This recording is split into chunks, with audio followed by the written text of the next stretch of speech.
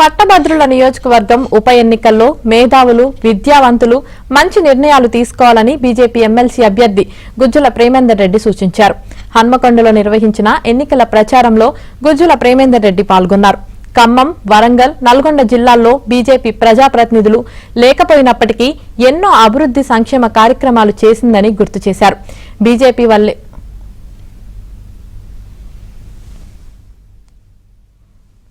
వరంగల్లో కానీ ఖమ్మంలో కానీ నల్గొండలో కానీ ఒక్క ఎన్నికైన యొక్క ప్రజాప్రతినిధి ఒక ఎమ్మెల్యే కానీ ఒక ఎంపీ కానీ ఒక ఎమ్మెల్సీ కానీ లేడు. కానీ ఈ ప్రాంతానికి కొన్ని వేల కోట్ల రూపాయల యొక్క అభివృద్ధి నిధులను ప్రధానమంత్రి నరేంద్ర మోడీ నాయకత్వంలోని కేంద్ర ప్రభుత్వం ఇక్కడ ఇవ్వడం జరిగింది. అంటే పార్టీలు ముఖ్యం కాదు, రాజకీయంగా మాతో కలిసి వచ్చే పార్టీ అధికారంలో ఉన్నదా, మాతో విభేదించే పార్టీ అధికారంలో ఉన్నదా అనేది కాకుండా ఈ తెలంగాణ ప్రజల యొక్క అభివృద్ధి ముఖ్యం.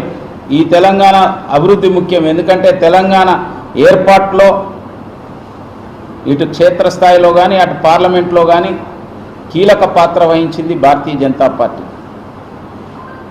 అందుకోసం తెలంగాణ ప్రజలను ముందుకు తీసుకెళ్ళాలి, తెలంగాణ ప్రాంతాన్ని అభివృద్ధి చేయాలి అనే ఒక చిత్తశుద్ధితోని నరేంద్ర మోడీ గారు